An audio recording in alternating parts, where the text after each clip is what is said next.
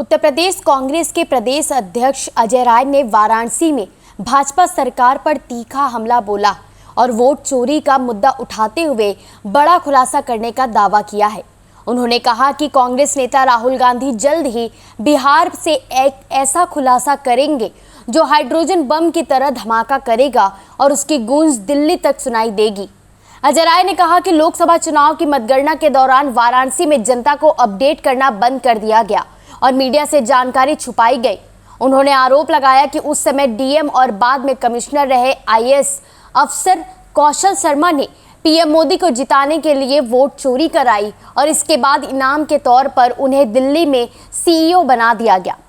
कांग्रेस प्रदेश अध्यक्ष ने गृह सचिव पर भी निशाना साधते हुए कहा कि उनके इशारों पर छात्रों पर लाठियां चलवाई गई। उन्होंने आरोप लगाया कि मोदी सरकार उन अफसरों को आगे बढ़ा रही है जिन्होंने उनके लिए चुनाव में गड़बड़ी की है। अजय राय ने चेतावनी देते हुए आगे कहा कि राहुल गांधी के आगामी खुलासों से भाजपा नेताओं की नींद उड़ जाएगी।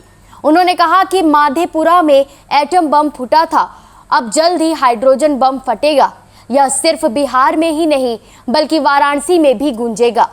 भाजपा के सांसद और विधायक अपनी कुर्सी बचाने में परेशान हो जाएंगे। उन्होंने भाजपा सरकार पर अराजकता फैलाने का आरोप लगाते हुए कहा कि जब जीत नहीं मिल पा रही तो भाजपाई हिंसा और उपद्रव कर रहे। बिहार समेत कई जगहों पर कांग्रेस कार्यालयों में तोड़फोड़ और कार्यकर्ताओं से मारपीट की घटना का जिक्र करते हुए अजय राय ने कहा कि भाजपा की हार तय है, चाहे जितना जोर आजमाना हो आजमा ले।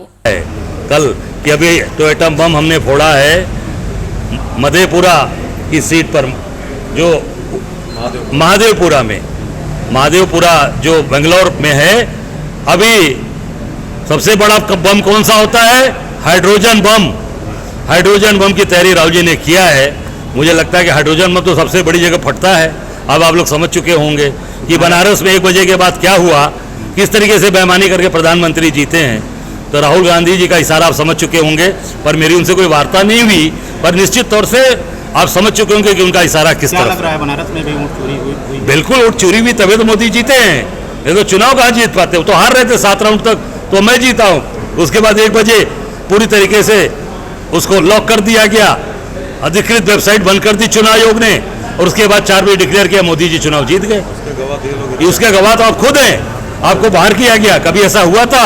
आप सबको बनारस में पड़िया मंडी में किस तरीके से बाहर किया गया आप समझ सकते हैं। हमारे सारे लोगों को बाहर कर दिया गया। इससे साबित हो गया कि वो निश्चित तौर से हमारे नेता जो बोल रहे हैं वो निश्चित तौर से बनारस के अंदर हुआ। ये बरगलाने का प्रयास किया जा रहा है जनता को, जिस तरह से नहीं बरगलाने के, अब तो बताया गया कि कितने रिकॉर्ड के साथ बताया कितने घरों में कितने वोट हैं, कहाँ कहाँ हुआ। बनारस के अंदर नवोदित शिक्षा सदन जो संघ का मुख्यालय है, स्कूल नहीं मुख्यालय है, वहीं आते मोहन भागवत रहते हैं, वहीं पर वोट फर्जीगिरी हुई है। अभी तमाम चीजें निकल रही हैं। आप देखना बहुत जल्दी आपके सारे सामने आ जाएंगी कि कौन सही है कौन गलत है। देखिए, मैं इतना ही कहना चाहूँगा कि आज भारतीय जनता पूरी तरीके से एक्सपोज हो चुकी है। अमित मालवीय झूठे लोग हैं और झूठ के महारथी हैं। वो केवल और केवल भाजपा के प्रोपेगेंडा को फैलाते हैं और सब कुछ लोग जान चुके हैं। अध्यक्ष जी, मोदी